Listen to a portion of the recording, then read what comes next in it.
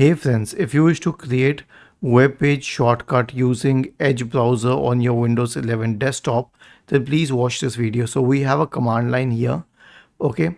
This command line is to create a shortcut on desktop which is specific to Microsoft Edge, and that's why it mentions Microsoft Edge here. And this is the name of the website, www.xyz.com. I can change it to anything else. Let's say I make it geekchamp.com. Okay. And I will share this with you in the description section of the video, so don't worry about it.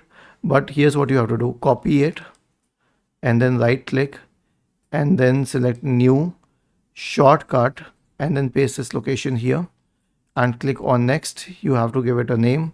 Let's say I give it the name GeekChamp and then click on finish. It will create the shortcut here.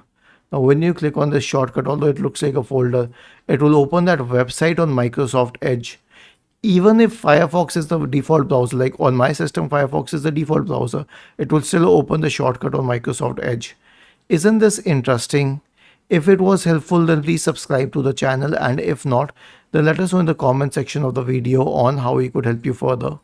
Thank you for watching this video and have a nice day.